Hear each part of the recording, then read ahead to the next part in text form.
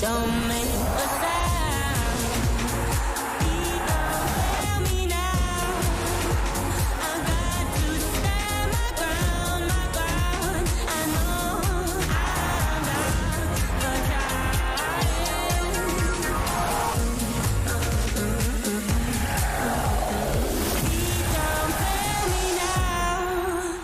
Welcome along to Inside the WSL. I hope you're all safe and well. Now we have the final round of fixtures to look forward to this weekend before the Christmas break. But before we discuss all of those, there's been another landmark announcement for the women's game this week. Barclays have announced that they will be increasing their investment in the women's game, and with it will sponsor the FA Women's Championship for the very first time. They will become the title sponsor. It's incredible news.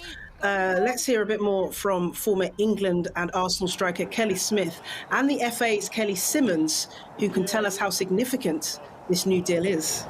It shows, I think, how far women's football's come in this country, that we see such a significant investment. We think the biggest investment in the UK in women's sport. I think Barclays have gone on record saying that they're investing over £30 million into the women's game. Of course, we've got the renewal of the Barclays Women's Super League, but it's great as well to see the second tier, the Women's Championship, involved as part of this as well, and significant investment that will help both Tier 1 and Tier 2 of the women's game. This amount of money is going to not only be a part of the FAWSL, but it's going to filter down into the Championship and into grassroots and the school programme. So this is when I first started playing here at the age of 6 or 7 with these young girls, and they can have a dream now to be a professional footballer. This money is just going to help revitalise the game. So a first ever title sponsor for the FA Women's Championship. And speaking of Championship, joining us this week is Sheffield United's Courtney Sweetman-Kirk.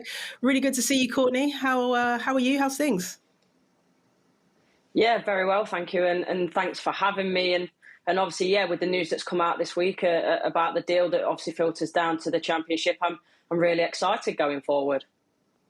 What does it mean then for a player like yourself playing at Sheffield United to know that money will be invested into your league?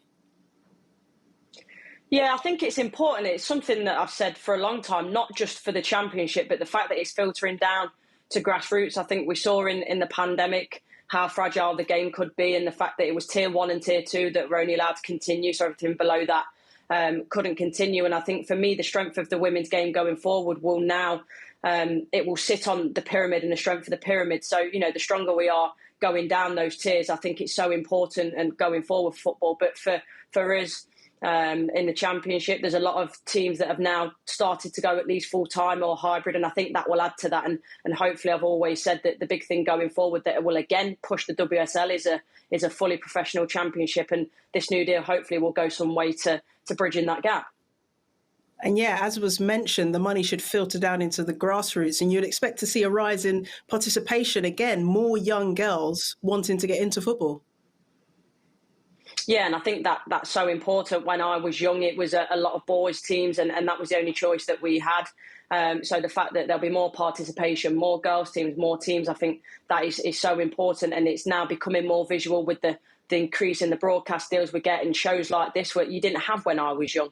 And growing up, and your role models for football were male footballers, because that's all you really saw. So, you know, the more investment, the more visibility there is, it's so important, and obviously the money helps as well. Yeah, it's a very positive step forward for the women's game. But of course, sponsorship is just one of the parts to the women's football growth puzzle, shall we say. What else can be done? Well, Brighton's Dan Carter says it's also important that we build audiences. You've been someone who's been posting after matches about how great it's been at the Amex and the atmosphere and the fans turning out. There has been this debate as to whether you lose a bit of something because part of the stadium's a bit emptier. But are you a big fan of going down that route? Yeah, I think that's the next step, and it's definitely needed. I probably say to go one further and do double headers with the men's fixtures, just to, you know, attract a different audience and hopefully attract more people to actually attend games.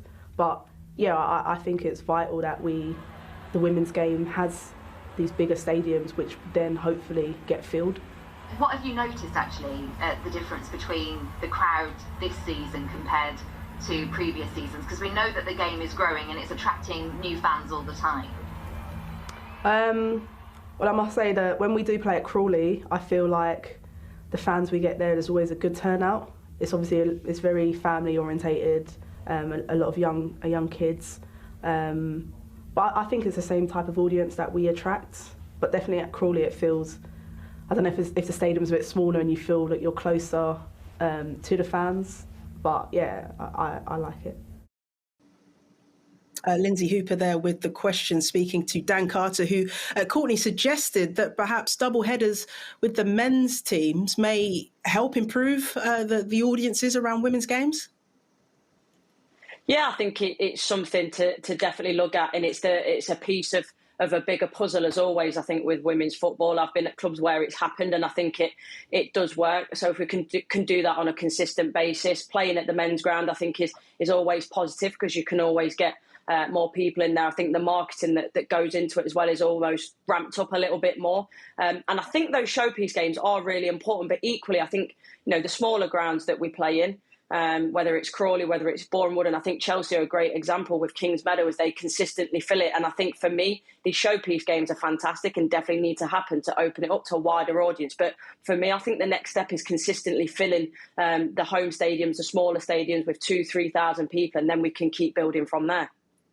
Well, yeah, that's often the debate amongst the players. When I ask them, and you say, do you like playing at stadiums like Old Trafford and Wembley? And they do, but also they like their own stadiums. They like it to be a bit more smaller and a bit more intimate.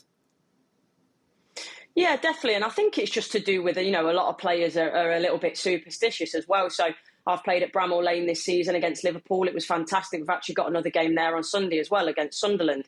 But it does take you out of your routine. It's slightly different. The changing rooms are different. The timings are a bit different. So it's not necessarily the difference in ground in the size, although that is something that doesn't always help with the atmosphere because the grounds are so big. But it's just taking you out of your routine a little bit as well. So yeah, it's one of those. It swings and roundabouts. But as I say, I think for me with women's football, it's always the little pieces of the puzzle, bringing them together. And I think those showpiece games are so important for the number of fans that we get in.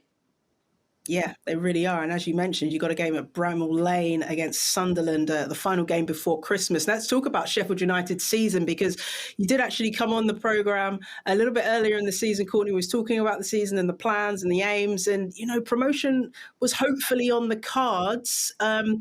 You won those 3 games in a row way back early on in the season, but you haven't won a game in the league since the end of September. So what do you put that down to? I think, as you say, we had a really good start. It was really positive, but I think equally it's not an excuse, but we have to appreciate where we are and the budget we've got compared to the rest of the league. There's a lot of full times around us with big budgets, and that always plays a part. So, of course, at the start of every season, the aim is always to get promoted or to win the league or to win silverware.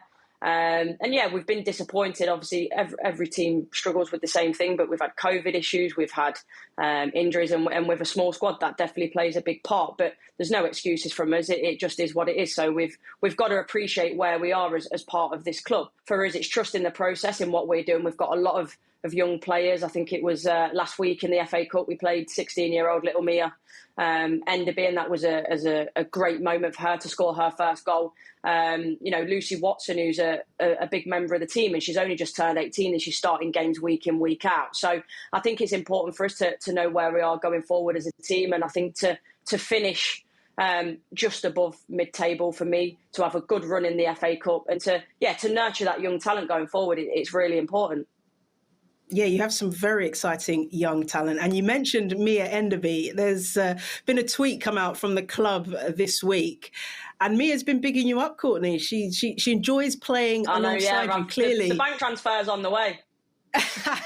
Brilliant. But no, she says that you always give her support, telling her where she needs to be, what she needs to do.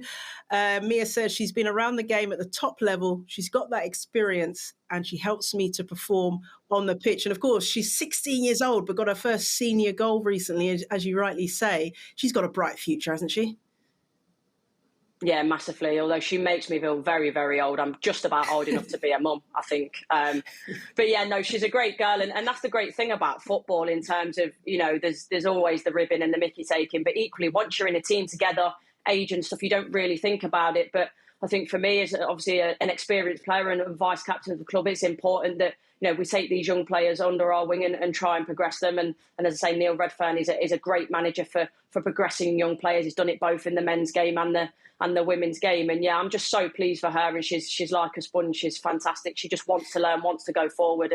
And yeah, she reminds me of myself so much. But yeah, definitely amazing in terms of she was so much better than I was at that age. So yeah, in terms of her technical ability, she's frightening what she can do with a football and going forward. As long as she keeps working hard as she has been doing, she's got a really, really bright future. Yeah, and also part of the England youth setup as well. So I cannot wait to see how she develops. Okay, let's talk about the League Cup results, because there were some very interesting victories for second-tier clubs against WSL teams. Look at this. Blackburn 1-0 winners over Aston Villa. Lewis overcame Reading after their heroics against Chelsea. That was on penalties. Neither of those teams, though, will advance to the quarter-final stages. London City Lionesses beat struggling Birmingham on penalties. Again, both of those teams out of the competition.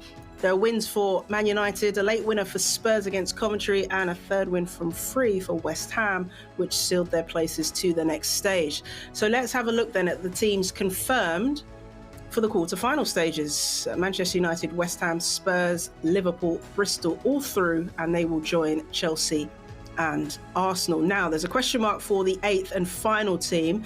It could be Man City if they can beat Leicester in that rearranged, postponed fixture. If they don't, it could be Charlton who make up that eighth and final spot. Now, in terms of COVID, Courtney, we've already seen the Women's League Cup competition impacted by COVID. As I said, that game between City and Leicester was postponed. We're expecting this, I suppose, to just happen more and more as restrictions come in up and down the country, heightened restrictions come back in. What's it like at Sheffield United at the moment in terms of protocols, and how difficult is it for you as a player? To be honest, I think we've all got used to it now. The one thing that that I can say about Sheffield United in terms of the protocols, they've been absolutely spot on.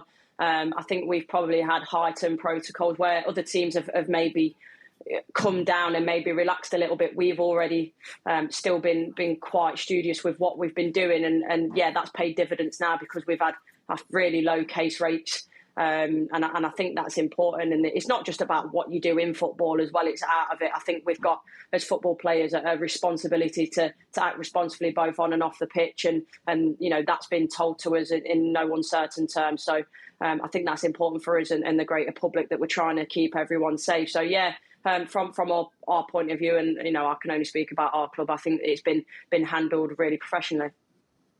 Brilliant. Good to hear that you're all fighting fit. Okay, much more to come after the break on Inside the WSL, including a one-on-one chat with the Arsenal boss, Eunice Aderville.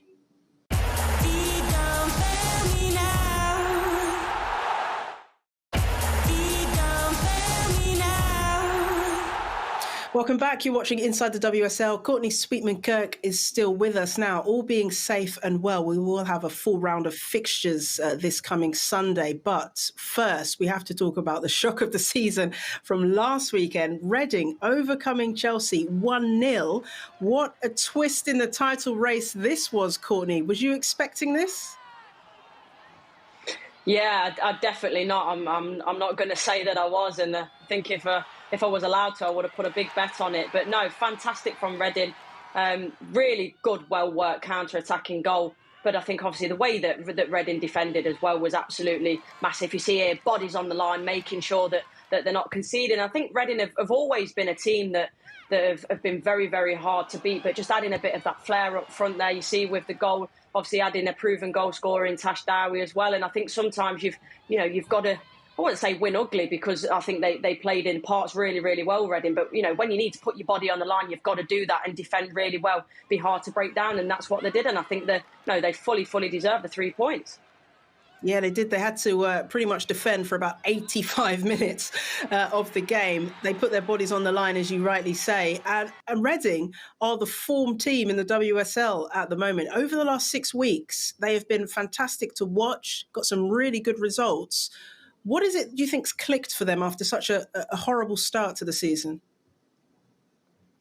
Yeah, it's hard to say, but I think that time on the training pitch, especially when you've got new players coming in, and I think for me, especially in the forward line, I think when you're defending, it's more about just being in the right place at the right time, pulling your teammates together. And don't get me wrong, I'm not saying it's an easy job because I would not like to be a defender, but I think that's it's quite set in the way you do it. Whereas forwards, I think we work off instinct a lot. It's about fluidity, finding space and working off your teammates a little bit more. So I think it's just taken that time for that forward line to gel. But you're seeing now they're working really well together.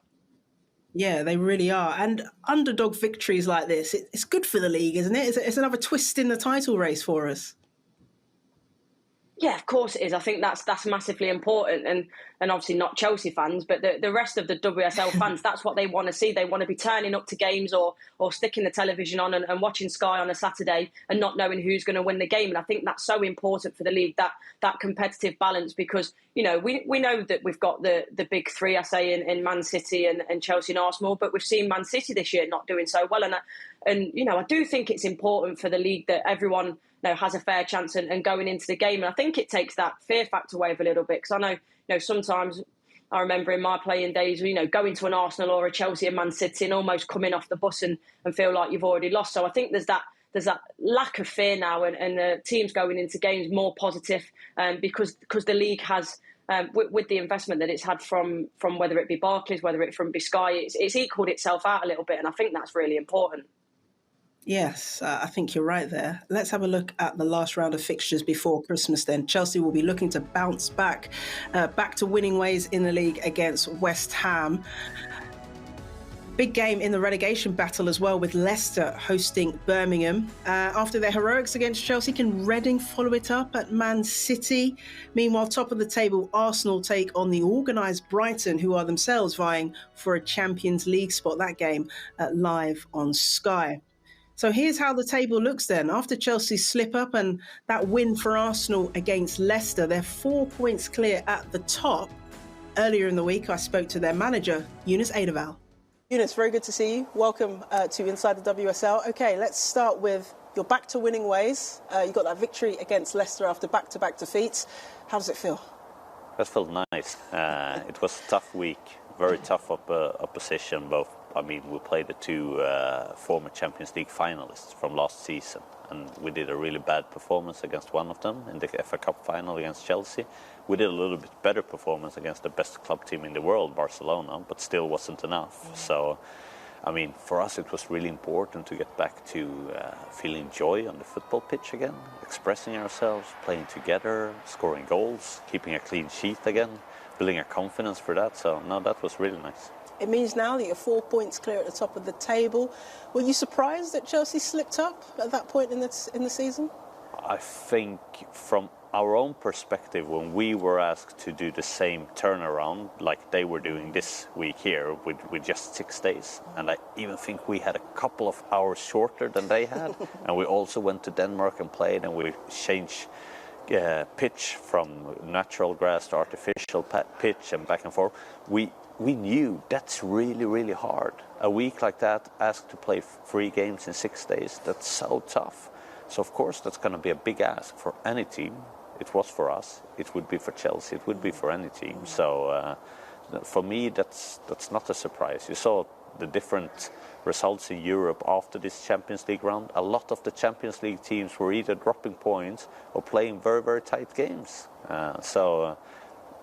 It is a big mental ask for the players. So I'm really happy with our performance against Leicester in that perspective as well. How much then will the scheduling of the fact that both you and Chelsea are in the Champions League and competing, playing games every 2 or 3 days, how will that impact the title race?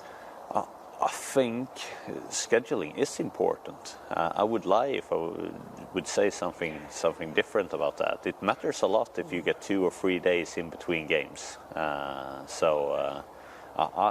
But for me, I'm all about just having it fair, to be honest. And I'm sure the authorities will look at that. And sometimes we play a 6-day week, and sometimes Chelsea does it.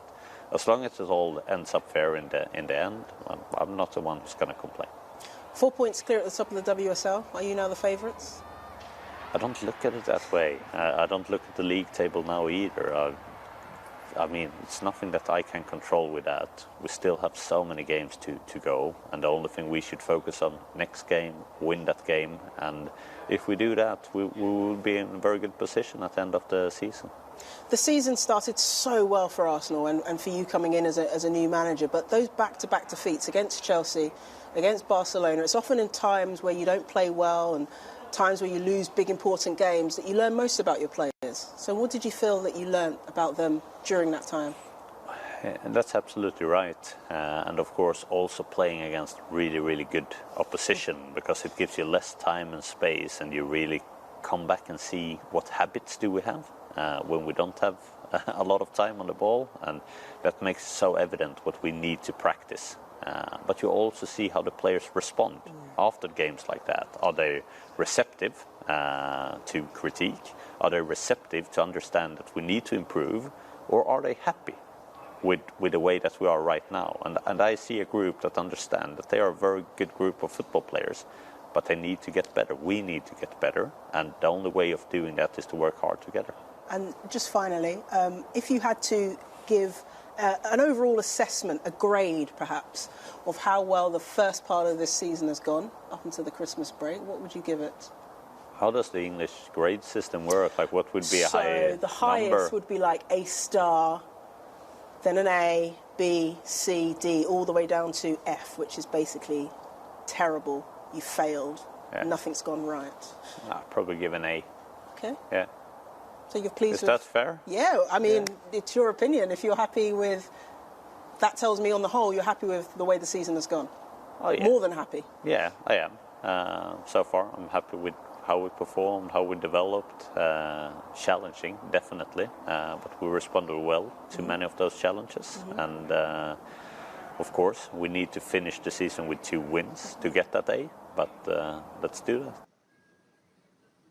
So, Eideveld there grading Arsenal an A so far this season. But, Courtney, they were given a scare in the Champions League last night against Hoffenheim. They lost 4-1, but had Hoffenheim scored a few more goals, Arsenal may well have been out. Yeah, I think it's tough, isn't it? And he alluded to the scheduling. And I think that's what managers now have to think about in terms of the teams that they play. And yeah, it's a big scare for them, but fortunately for them, they come through unscathed.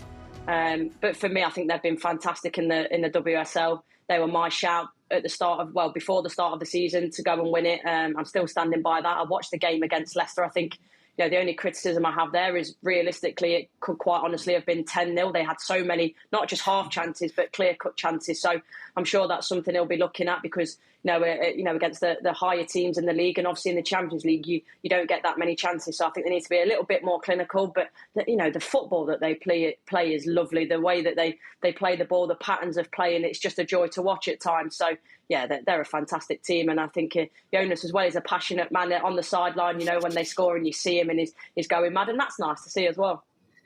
It is, yeah. So domestically, as you rightly say, they're a formidable team, but they seem to be a little bit off the pace in Europe.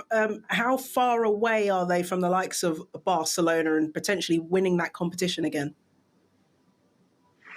Yeah, I mean, we saw how Barcelona dispatched Chelsea last year 4-1. So I think we are a little bit far away in the continent, but it's quite interesting because I believe that the WSL is the most competitive league in Europe. But in terms of those standout teams like your Barcelonas and your Lyons, we're a bit off that still. And it's quite an interesting juxtapose. But I think, with both Chelsea and Arsenal, I think they need probably another season in the Champions League. It's that feeling of playing on the Wednesday night, then playing on the Sunday again and making those transitions, adding a few more players here and there. But we're not far off. And I think it's obviously good for English football and the WSL that we've got teams regularly competing in the Champions League. With Arsenal's dominance domestically, it's not any surprise, really, that they have a player on the FIFA World Best list. And this is that list that's been recently announced. Representing Arsenal is Viv Miedema as part of the strikers. But look at that from Chelsea, very well represented on this list. Their goalkeeper, Ann-Katrin Berger, is on it, as is Millie Bright and Magdalena Eriksson. Manchester City's Lucy Bronze, also part of that defender lineup. And then also for Chelsea in the forwards list, Pernilla Harder, and Sam Kerr as well. Interesting set of names then, Courtney. No Frank Kirby though, and no Kim Little. Are there any other people missing for you? Yeah, the big one for me, you've mentioned it, is Kim Little, and I think she's had a fantastic season.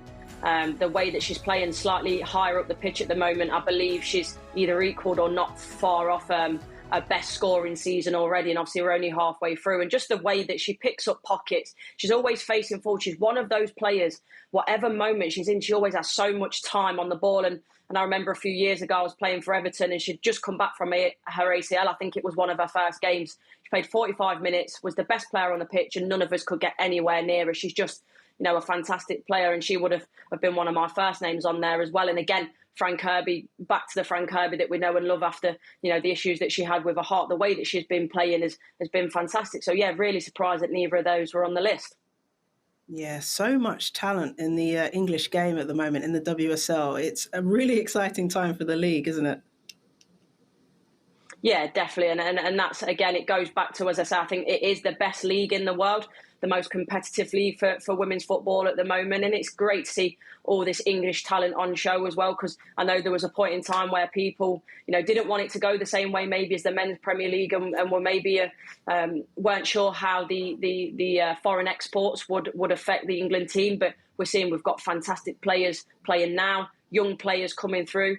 Like Lauren Hemp, for example, what a fantastic young player she is, and many years in the England shirt to come, I'm sure. So, and hopefully, obviously, that then extends to international competitions, and we can win something with the Lioness as well. Obviously, we've got the Euros coming at the end of the year.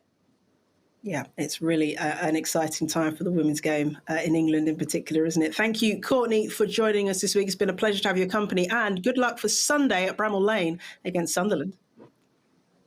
Thank you very much. Okay, just time to tell you about our next live game on Sky Sports. It's this Sunday, top of the table. Arsenal battle it out against Brighton, who are vying for a Champions League spot. That's on Sky Sports Football. Our coverage gets underway at 6:30. As for us, we are back on Inside the WSL next Thursday at 6:30 on Sky Sports Football. It is a Christmas special, everyone.